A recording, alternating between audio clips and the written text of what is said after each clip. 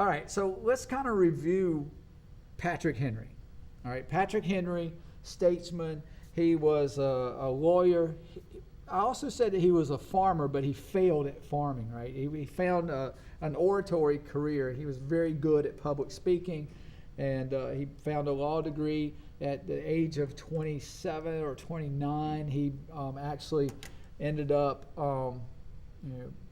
becoming a lawyer, and actually ended up being part of the House of Burgesses. He was a representative for, and I forget which county in Virginia that he was actually in. But I told you today that we're going to take a quiz, and I wanted to just quiz together. So hopefully you guys watching this video, I'm going to put my mug up again. So I want you guys to understand that I'm not necessarily concerned about what we thought of. I mean, I kind of am what you read and get from Henry's speech, but this is more about using textual evidence, finding evidence for the answer that you give. So if you were to ask me what my credentials are, I have evidence to back up my credentials. Right? If I was to make an arrest, pull someone over, I would have to show you credentials to do that, right? I can't not just pull someone over and go, you're under arrest, and just like this. I mean, that would kind of I will be arrested. I'll be impersonating or something like that. You have to have credentials. Same way with reading and writing and making statements. You have to have facts to back it up. That's where we get in trouble a lot in our society. Some people, especially with our social media, some people just fly off the handle, not backing up their information with facts. So this is really a lesson on let's get our facts straight, kind of. So, and you'll see how it does here. So let's go back to the quiz. I want you to take this quiz today, and I'm just going to preview it for you. Don't pull it up yet. So you do probably will have to go back and read Patrick Henry's speech. Mr. President, no man knows more the patriotism and the very word. I don't even remember how the speech goes. I should pull it up and just memorize it, but I don't. The very worthy gentleman who just spoke to the House, and that's a serious paraphrase on my part. So he did have some really good points, so think about that. So here's the instructions. You'll have, don't worry about the, well, you'll see how it goes. But Patrick Henry, for the following questions, choose the best answer. Choose the best answer. All right, you may go back to the speech if you think that will help you. You may also take this quiz twice. I'll keep the highest grade. So you're already going to make a decent grade. So there's, like, for these first two questions, there's a part A and there's a part B. Question 1 is part A, question 2 is part B. So which of the following best describes a central idea of the text?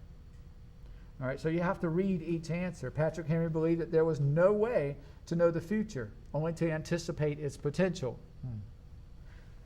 When peace and reconciliation are not options, fighting for freedom is the only other way. Man, I don't know. Hope is the only comfort people can turn to in times of revolution and change. Or Great Britain truly wanted reconciliation and partnership with the colonies.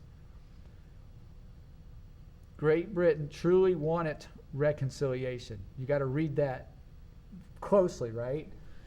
Does Great Britain want reconciliation and partnership, or do they want control? All right, so I think we've got an idea what the best answer was. Once you answer that, and here's part of the text thing that I want you to figure out, you have to find proof. So which of the following quotes best supports the answer to part A? So we have 4 quotes from the text. It is natural to man to indulge in the illusions of hope, from paragraph 1. Or if we wish to be free, we must fight. All right? I have but one lamp by which my feet are guided, and that is the lamp of experience. And after these things, may we indulge the fond hope of peace and reconciliation. After these things, may we indulge the fond hope of peace and reconciliation. So we have to use one of these to back up the correct answer from this one here. And if you recall, I don't know what might have been the right answer, but we were strongly urging when peace and reconciliation are not options, fighting for freedom is the only other way.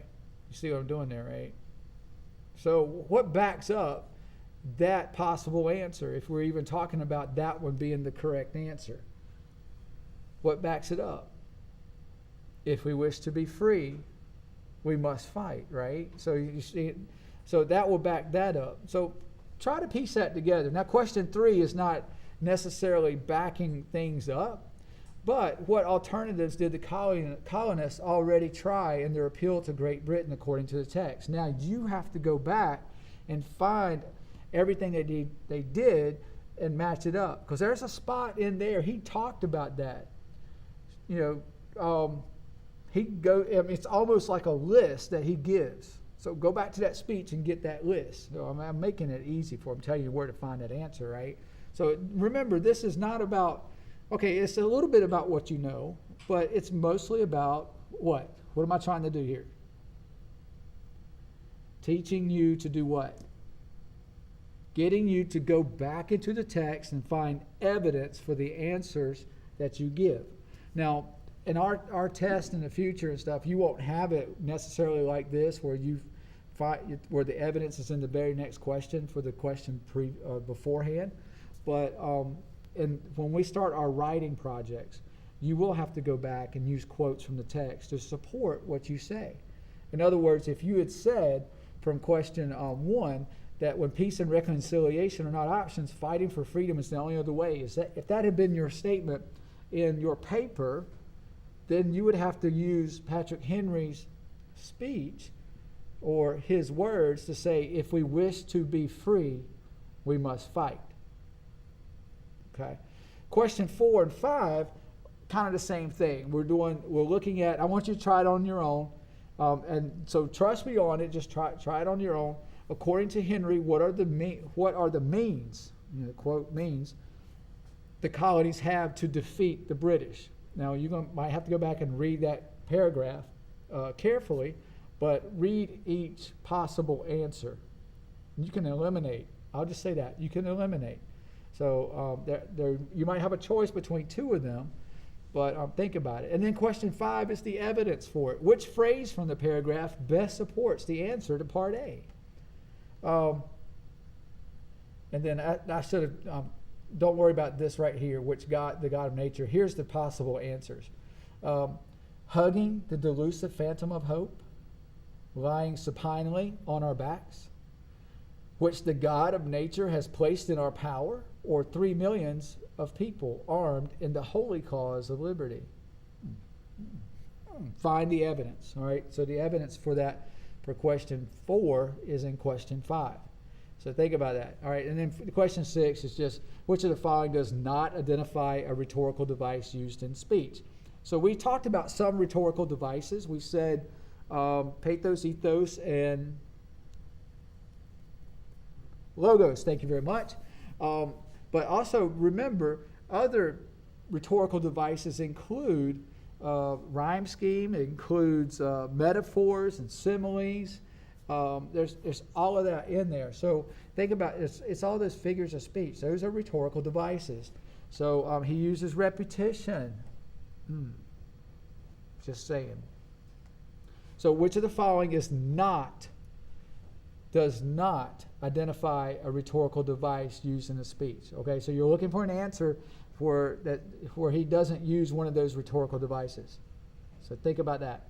And then that's it. So, and then submit the quiz, and then you're done. Okay? So it should be fairly easy.